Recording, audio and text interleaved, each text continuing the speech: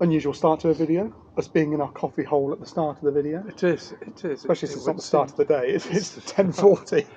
We've already had a coffee today. Yeah. So yeah. I don't know. This business is kind of going down the tubes really. Because we should be spending more of our time eating and drinking than working. We both forgot lunch today, so.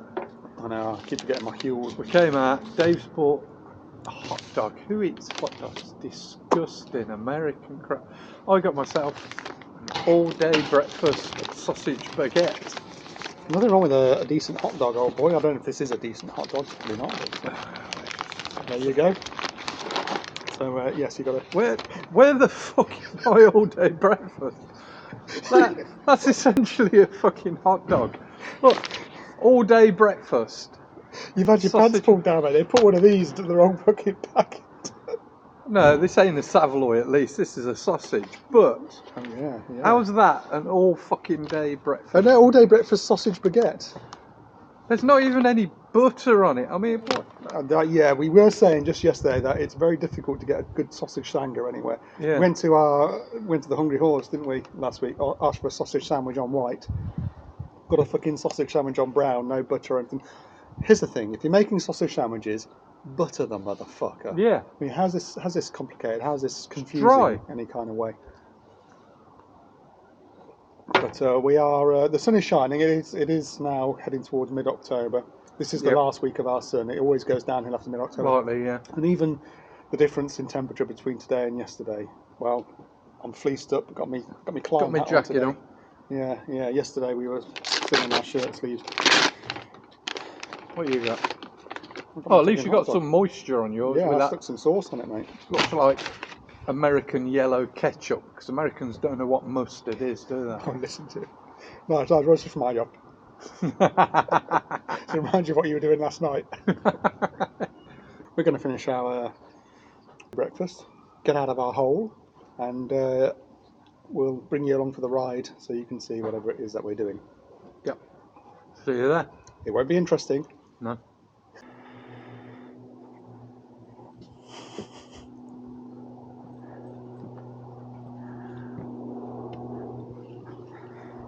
Pull down your pants and suffocate the ants in an English country garden. That's exactly what we have here. Lovely day for it, Mr. Marsh. That's one of the nice things about this job, when you get a day like this. Oh look, an aeroplane. We've been here before, a few times before. This isn't our installation work, but we've certainly been called out for some fault finding. What they've got here to light up their various plants and things are various floodlights and things that are ground mounted. Wow, ground chucked, I'd say, because that's not even mounted on anything, is it? Not one of ours, that. It's a Knightsbridge, obviously an older model. Doesn't look like it's got too wet. In there, is there? The armoured cable's going into a whisker box, flex coming out. Usually, when we get called out here, it's because one of these has failed. Yeah, filled with water. Yeah, and it's usually because you know how shit LED floodlights are. Yeah. Made by people who can't seem to seal them for love nor money. For some reason, halogen floodlights never had this problem, really, did they? You'd stick a halogen flood. They'd seal themselves shut with rust eventually, wouldn't they? Some of them where you pull off the wall, you have to break them open or pull them off because they've been there for so damn long, but they ain't got any bloody moisture in them. Yet the LED ones, I don't know, they just can't seem to seal them. Oh, yeah, there is another one there. You know that I'm not a big fan of 230 volt snaking around gardens. What make is that? That's a Atlas Mini Phoebe LED. All right, that's it's got a 2017 date on it. That's a Denman's one. They sell Phoebe LED. Okay. I'm not a fan of sending 240 volts around a garden for lighting. No. I appreciate that. Yes, you do need that for these sort of floods because you're not going to get a selve flood. But here's one that we did. There was a flood under this tree. And we said, look, get rid of the thing and I'll put in some 12 volt ground spikes. Yeah, not as bright as the floodlight, the drivers and the whisker box. But then, you haven't got 240 volts around this metalwork snaking around in a flex that their pet dogs, because they've got dogs here, Yeah. can chew through it. Oh, we've got to watch out for dogs' eggs on this grass, by the way, Yes, Nigel. yes. I've fallen foul of this one before. So, you know, you instead of having a 240 volt flex going around this metal work, this metal bench work, waiting to be chewed by a fox or a dog, it's all 12 volts here. This is one we've converted, and you know, you've got a couple of spikes to uplight this tree. It's not as powerful as the floodlight that was here, Yes. but it's a fuckload safer. Oh, look at that! I'd love that as a kid. Yeah. But yes, these floodlights, they don't seem to do so well on the ground. I think they're really made to be stuck on the side of a building and to point up. I mean, this one's compromised. Here we go. Or is it? And I think it's on the outside, actually. That's another Phoebe LED one from 2017. I wouldn't put them in the garden loads, but they like the floods, don't they? And that's the thing. Yeah, and the problem we got here today is none of it's working. Now, we've also got some patio lights. Have we not, Mr. Marsh? I tell you what, we disconnected, wasn't it? Because of their well. They Oh got a yes, well that was, there, haven't they? yeah, let's go and have a look at that. So they've got a well that was illuminated, and they've got Yes. these patio lights that are almost like inverted flower pots in their style. Well, you'll see in a minute, because we're walking over there right now. It's quite a walk, isn't it? It is. It's a nice sized garden. These patio lights and the well lights, we did have to disconnect because they were tripping. That must have been, what, a couple of years ago, something like that? Yes, these are the lights, aren't they? So there's lighting down in that well, Yes. and then there's these I mean, look at it. here. A lot of ingress in them. Yeah. I don't think they were sealed at the bottom. No. I don't know who put them in, but, well, landscaper probably. Yeah. IR compromised, tripping out the I RCBO. seem to remember they were bugger to get up as well, aren't they? Yeah, not much fun. Another one over there. A couple more on the wall over here on the step. So they're disconnected, but why, Mr. Marsh, is nothing else working? Now again, we weren't responsible for the installation here. There's another whisker box there. So we don't fully know what goes where. And all of this comes off 13 amp FCU. Well, we think it does. Kitchen. There's a 5 amp fuse unit in the kitchen. Oh, 5 amp, There's a remote control. There's a curious box down there. Let's have that open. yeah. Let's have it up. Oh, yeah, well, maybe it's doing something. Well, this is where all the armouds come from. Yeah, I'm pretty sure we've been in that box before. Yeah. I don't remember This is much what, about it. didn't we disconnect those from here? Probably, yeah, because we would have had to disconnect those lights from somewhere. Oh, I might have to take my jacket off. It's actually warming up quite nicely now, isn't it? Shall I lose the hat? The Klein Tools hat. I haven't got my Mick hat here today. I've got my bike jacket on. He has. I'm modelling my Oxford jacket. There we go. Yeah, this is what we're disconnecting. Right, so that'll be going to the patio lights. Yeah. Well, we check the fuse inside. We'll check that fuse in there. Yeah. But I presume that must be the remote receiver for the remote control. Yeah. Yeah. Oh. Yeah, that's good. So we've got a fuse in there that's good. And that's a 13 amp, so it's higher than the upstream. Yeah, we should probably replace that with a 3, shouldn't we? Well, I suppose it matters if the upstream's a 5 and you want the upstream one to blow because it's easier to access than this one. You know what? He's a twat, but he might be right. I tell you what, let me get down there with the voltmeter. You take the camera. Yeah, check the inputs and the outputs because they're all switched to on now. Thank you, Dr. Electric. Hey, do you see a yellow mat down there? That's Mr. Electric, isn't Is it? So we've got a line of neutral going in. Yep. There's nothing coming out. It's got to be this, isn't it? Yeah. In terms of got to be that unit. In terms of fault finding, I think our fault is the mysterious grey box ain't doing zip. Yeah. I wonder if it's worth you switching off that fuse unit inside, just so we can determine that is powering this thing. Okay. Because we're assuming it's that, aren't we? Okay.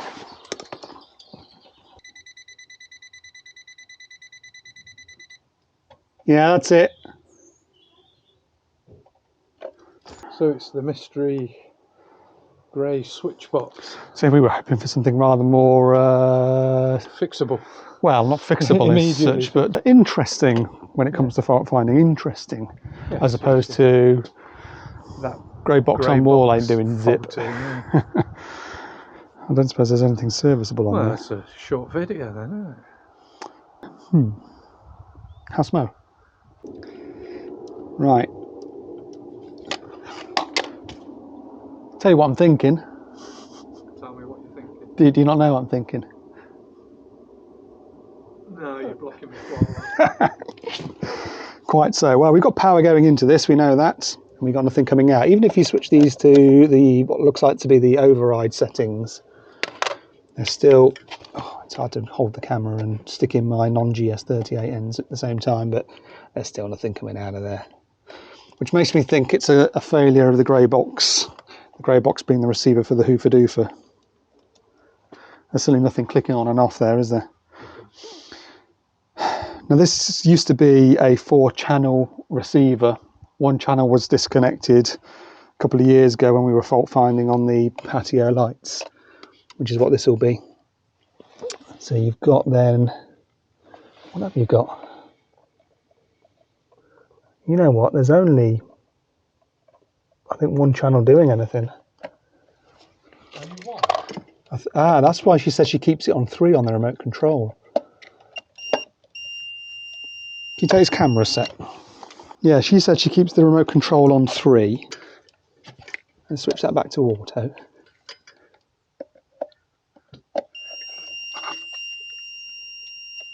Yeah, that makes sense. So this used to be a 4-channel receiver. It's now only 1 channel in use. So she said, oh, we keep the remote control on 3, we just press on and off and all the lights turn on. So all the lights must be running from this channel here, which, whether we use the remote or override it, ain't doing zippity doo-dah. I think this thing has had its chips. Yeah. I think all we need to do is disconnect what must be the feed to all the lights, do some IR testing on it to make sure that it still reports that, you know, there's no water ingress anywhere, that we've got nice high IR numbers and that it's not a fault on there that's blown it up. Get an R1, R2 from the whisker boxes that are scattered around. And if we know that everything's earthed and the IR's good, we can take that out, put a new receiver in, and then should have a different hoofer doofer for turning them on and off. Yeah. I think I've got something on the van that'll do it.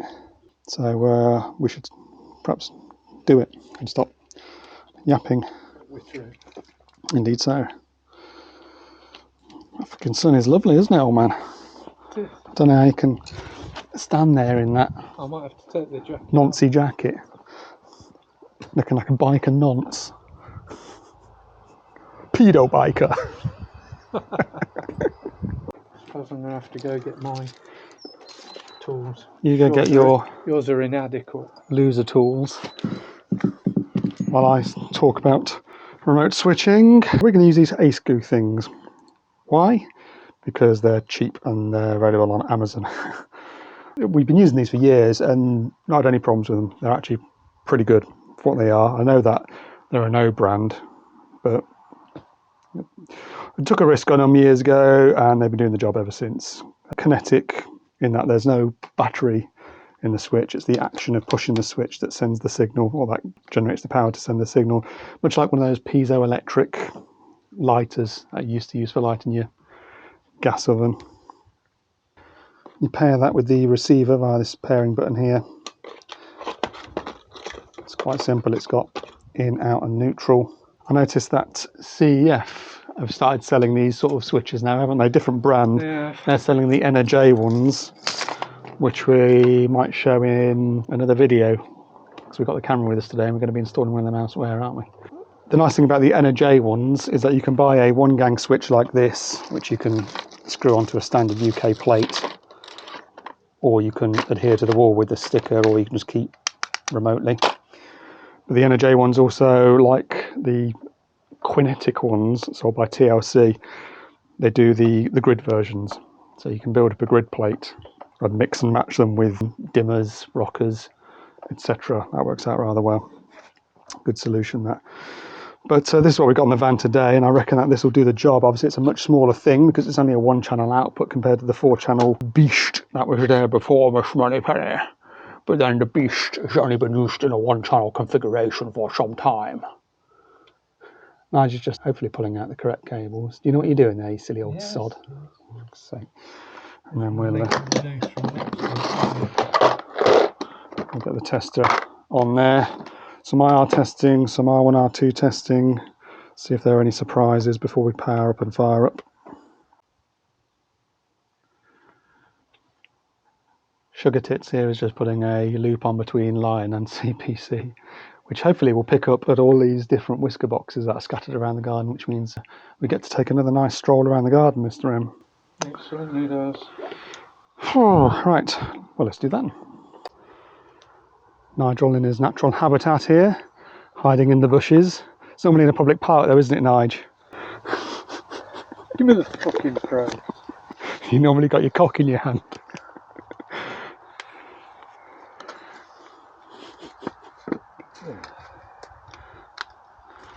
And here we see the Nigel Marsh in its natural environment, hanging around in the bushes. Yeah, you got a 0.49 at that one. Did I get that on the screen? No. Well held, yeah, 0.49, jolly good.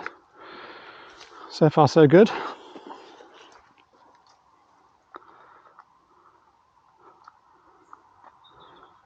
Do hurry up, you tedious little man. Watch out for the dog fudge. Dags. You like dags? Do you like dags? It's a bit cool in the shade. It's a nice thing about a whisker box is that they're nice and ingress proofed and yet easy to access. One simply utilises one's tool. Let me know when you're ready for me to push the button. Yeah. Push that button. 0.72. Obviously this is R1, R2 testing here, so we want to see some low numbers. If the whole thing's running off a 5 amp fuse, then I imagine that our high number can actually be quite high. A good, probably over 7 ohms, over 8 ohms, something like that. You'll have to look it up in fact I might put it on the screen. If I've looked it up, if I've been asked to look it up. Yeah, give me that, rather than you keep passing it. Give me. If I've been asked to look it up, I'll stick it on the screen what a 5 amp fuse maximum R1, R2 can be. Well, I say that, maximum ZS. Obviously we've got to add this to our ZE, which we haven't taken yet. But, well, you know. You don't need me to tell you. For the sake of brevity, I'm not going to show all of these on camera because there's only so many times anyone can watch Nige open a fucking whisker box. But this is the furthest one away. So it ought to give us, in theorem, the highest number. 1.20. Well, There's your highest number. there you go. Must be under a flight path here. The planes keep going overhead. Do I just tell you where that aeroplane's going? I've got flight radar on my phone. No, so I can tell you. I don't need to. I'm going to find out. No, I can't tell you. I've got no network. That's how out in the sticks we are. There is no network out here. While Nigel fanners about with that, we'll go back and do an IR test on all this. Make sure that moisture hasn't got in somewhere and caused the thing to get fried in some fashion. I don't think that's the case. Whisker boxes are all dry, the lights all look to be intact and don't seem to have any moisture in. Just testing the outgoing cable here, the armoured cable going to the garden lights rather than the feed side or anything. Line neutral, connected together, testing to the CPC. ISO, we're testing at 250 volts because that's all Amendment 2 says we need to do. And we're getting 9.88. Well, not great, not terrible. At 250 volts, this test has a scale of between 0 and 200, is it, Nige? I think so, 200, yeah. So 9.88 puts us on the arse end. The arse end of that, but The pass is 1 and 9.88 ain't going to trip anything.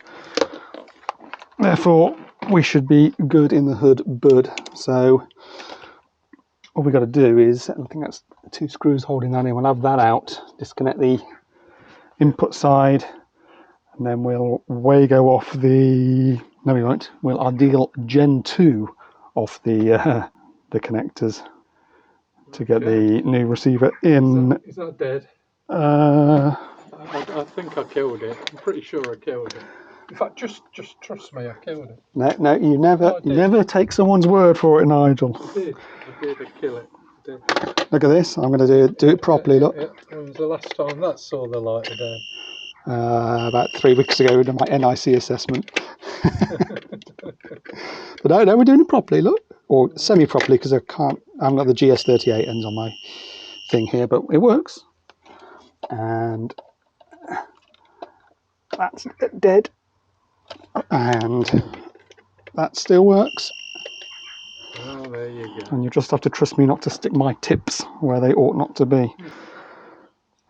Right, let's get this done mechanically. Yes. So, what are you doing there? I'm just basically, we'll tidy it up later. But basically, that's it. So we got our CPCs there. input going to the receiver, our output from the receiver going to our armoured, and a bunch of CPCs tied together going off to the armoured. Yeah. Anyway, if we restore power, we should be able to pair that with this thing and then verify that it works. Make sure you'd like to go and flick your switch. Okay. Okay, let's put that into pairing mode. Green light. Okay. So, why did Ideal name their connectors after a penguin? it's not Gen 2 as in the penguin, you dork. It's Gen 2 as in it's the second generation of their clippy style. See, I thought it was a weird name for a connector. So you're a long way away from that bloody thing now. Oh, there you go, it's working. Oh, I'll leave it on for the moment. You think you're going to get the distance over it? Well, they use this in the house, so it's not like it has to work from the end of the garden. That's working. I can see that one's working. Yeah, I can see it. And I can see the spike lights are working. So what distance do you reckon that's got to be? We've got to be getting near 30 metres now, aren't we? Christ, that's way over 30 metres, mate. You're talking 50. Fuck off. 10, 20, 30, 40 to 50 metres to that. Still works. Not reliably. Occasionally. There you go, it's on. So the further you get away, and obviously it is below ground level. Yeah, it's just dangling down out the box at the moment. We have done a garden before that was about 30 metres, didn't we? Yeah. And we found operation was a bit intermittent. It was more reliable than not, but yeah, it did. We had to take the receiver out, as I recall, and out of the box. Just put it higher up the wall, because we had it inside the garage at the end of the garden. Yeah. We had to bring it into the outside and put it in a whisker box at the wall, and then it worked reliably. So these things, and again, this is just I'll link to this brand. We've installed a lot of these, not any problems, have we, over the years? No. But there are different ones out there. You've got TLC's kinetic range, which are very good. The only reason I don't tend to buy them in is because there's no TLC local branch around here. If you'd like to come just a little bit further up north, lads, because you've got them all fucking south of us, a little bit further north, and we'll buy you shit. Probably better than CEF. But CEF are stocking now, or my local one is the NRJ range. NRJ. Which, so far so good. We've used a few, haven't we? Yeah. But we haven't used them for long enough to say whether... the grid switches that we use, yeah, I think whatever brand you plump for, it's good to go for one that offers the grid switch, because these are all well and good, but if you've got to install several of them, or if you've got to mix and match them with rockers and dimmers, you need that grid option, which we may show in another video. And they look good. They look the part. They fit in. It's MK, is it? They fit in with. Yeah, some of them make modules that fit Skolmore, BG. Right. What's the other ones? I can't remember the other ones now. Is it Hamilton? Yeah. We only ever buy we the use MK. the ones that fit MK. Okay. Because drugs bad. Okay. Right. It's like playing the bloody castanets or whatever it is, isn't it? Yeah. Well, there you go. All we need to do is tidy up our box and put it back together, and once again, our work here is done. Yes.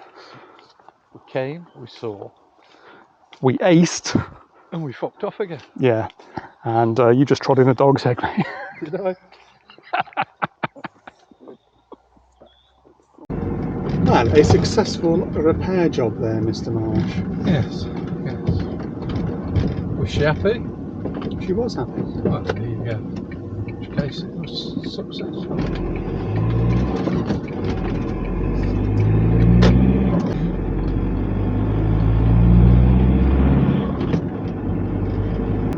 Tell you what, it is quite nice, isn't it, This is a to lovely, work lovely part of the country. in a rural area like this. And now people do this job in the likes of Birmingham or some of the similar shit. Oh, yeah.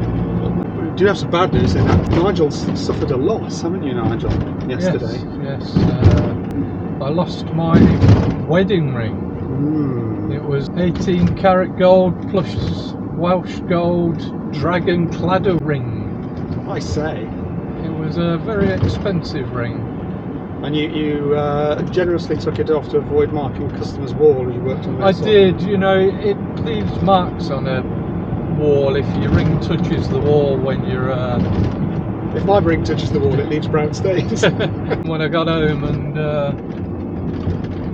found my £700 wedding ring was missing, I was a little concerned. Most of smo, I would imagine. Yes. My ring's worth fuck all, but obviously, you know, you get used to these things. How long have you been married now? 36 years. Oh, fucking hell! Half the audience haven't been alive that long. Yeah. Yes, I've been married over 20 years, and I wouldn't want to lose mine. I do wonder, now that you're going around without the old... it does feel very strange. Without the old ball and chain on there, whether you will attract the bored housewives. Well, maybe, but I doubt it. Never had a bored housewife come along and make her moves on us. But now that Nigel's going around making it look like he's not hitched, perhaps he'll get a hit on. If he does, I'm taking mine off. Ain't gonna happen, mate. Well, here we are, and how high-tech we've become, Nigel. We certainly have. Because we are in our brand new airborne studio. Yes. Built especially for coffee shout-outs. Yes. Great expense. A great expense, yes. We spent so much on the airborne studio that we can buy a decent coffee machine. So we've got one of these Dolce Gusto things which puts out a small and somewhat slightly disappointing. It does, and I notice you've given me the one that you don't like. Yes, yeah, I prefer this one. So, what can you do, mate? What can you do? But we do have a few shout-outs to read out. We do. So I suppose we better get on with those, really, had we not? Exciting times, eh? Exciting times. Cat's licking its own arse. Yes. Of course, it's not coffees people are buying anymore, Nigel. It's now the cigars. Stop. Look. Oh. The no smoking sign isn't extinguished yet. You're gonna have to wait, mate. Son of a to wait. bitch. It's one disadvantage rules. of an airborne studio, I suppose. Yep. Oh well, right. Hang well, on, mate. Before you start, it's hot in here. I never expected it to be so hot. At this altitude, you wouldn't have thunk it, would you? But it is wouldn't. indeed. But it's under all these studio I guess, lights. You know, you get the sun above the clouds. Expensive don't you? studio lighting. Yeah. Yeah. Well, yeah. It's always sunny up here, mate. It's raining down there. Yeah. That's not bad, actually. Right. Well, would you like to read the first name on the list there, Nigel? Donovan's Alarms. First name in home alarms, or any alarms, I'm sure. Is there a finer merchant of alarm services? I don't believe there is. Is there bollocks? Well done, Donovan. They are the boys for the job. Yep. Second name shout out is Linda.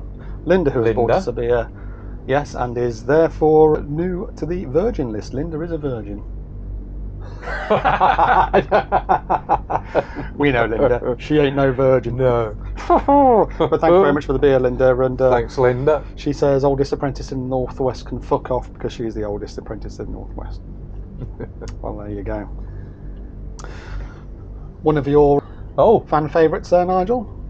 Dickie R. Blaster, or Richard R. The Blaster. big Dickie. Or he says, have another cigar on me, and keep up the good work, and hopefully we'll meet up one day. Easy for you to read. Yes, maybe we will, Dickie. Obviously, you're very close to... Who's that fella in Stafford? That one nobody likes. Bundy. Al Bundy. I mean, Nick Bundy. Very close to Bundy, so maybe next time we're over that way trying to steal things off Nick. Yeah. Get some new Unilights or whatever. Marky D Electrical. Keep them coming, boys. He reckons we earn about 40 quid in tea bags because he keeps spitting everywhere, which he says is down to humour when watching our vids, but maybe he's just a terrible drinker. Are we humorous? No. So sure. A couple of assholes. Oh. Is that Niall? It is Niall. Niall McAlpine. No less. Without you guys, I would not be able to bodge all my own electrics, so thanks. I'm glad we're used to somebody. Yes. We're teaching you how to bodge. Well, we never said do what we do, for goodness sake. Yeah. Don't do it the same way we do. No. Speaking of Oldest Apprentice in the Northwest, as we just did a moment ago, Oldest Apprentice in the Northwest, love the cigar, takes you back to Hannibal in the A-Team. Yes, indeed. I love it when a plan comes together. Yes. Thanks for plugging away at the content. Please don't stop.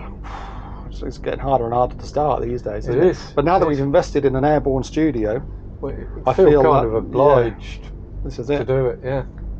Mm-hmm. I mean, just the fuel cost alone, especially at the moment. I know, it's costing us a bomb to fly this thing, but never mind. Steve Skillen, enjoy your coffee and cigar stroke vape. Well, the coffee, yes. Yes, I have slipping down. my vape here. Nicely, Nige has it. You can't vape, surely. If I can't smoke that, you can't vape. But I could stealth vape. No. But it's got very sensitive alarms, even in the toilets. There'll be none of that on this flight. Would you care to read, if you can? Jamie Berry, AV and Electrical in Leicester. You read that like a child. I was going to say Berry Ave. Because it's capital A little V, is it? Berry Avenue, but no, it's Berry AV. Yes, I would suggest he's not capitalised the name Berry there either as well.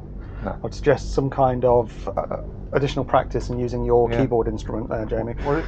But he says that we're full of invaluable knowledge and asks us not to die yet from our stogie sucking. We've got another year or two left in us yet, I'm sure, haven't we? Maybe. We are desperately trying to do ourselves in. Yes. But circumstances seem to be working against us. Nigel Tupman. Yet another interesting video. Lies, Nigel Tupman. Always enjoy a good fault finding session. Which video was that? It's probably the one where we were in that basement bathroom and there was a... Could be. Yeah, I arseholes. Yes. Yes, well, that was one we just put out, so it must be that. Well, thank you for watching, Nigel. Gary Banham. Thanks for the videos. For a retrainer, they're both funny and informative. Well, I imagine whatever this video was, I imagine we let you down. Yes. Andy and Sean McLean, keep up the good work, lads. I'm glad somebody recognises we do good work. Next one, if you'd just like to read the name there. Test Geared Junkie. Better known to me as Sammy and Rhea, who have made a suggestion for another video that I really ought to work on. So yes, thank you, Test Geared Junkie, Sammy and Rhea. Hopefully we'll have something for you in the coming weeks based on your suggestion, which means when it comes out, it's all your fault. Mr. Humbug, there's a name we know. I do enjoy a good fault finding video. Indeed so, yes. Another one who likes the fault finding, and a venerable name, Mr. Humbug. Yes. Comes here a lot. Well, not here, because we're at about don't turn up. 10,000 metres up in the air at the moment, but we know what we mean. And that appears to be it. Some special mentions. Let me just bring up my special mentions page. Thanks to Anonymous Mark, who, not so anonymously, took pity on the fact that in our fault finding video that people seem to like, we were trying to fault find in the dark using our rather spiffing Unilight torches, And he took pity on me and sent me a Unilight head torch, which is rather marvellous. Yes. It's one of those things that's, I had just that week went out and picked up a Lakiko one from Screwfix because they were cheap. So I went from no head torches to 2 head torches, but I am now a head torch convert. And I've got to say, he does like the red flashing lights. He's like a child. Oh, well, that's on the Lakiko ones. Yeah, the Unilight doesn't have any red flashing. Oh, doesn't it? No. I thought they had the red flashing light. No. Right. You know nothing. I know nothing. Hello to Eric, who bumped into us on the street while we were plugging away on a job. Well, jump onto me. You were inside actually plugging away on the job. I was outside, working. He was outside. Doing something else. Yeah. And to Stuart. Now, I do apologise, Stuart, because you sent this some weeks ago. I think it was back in June. I had a letter from Stuart.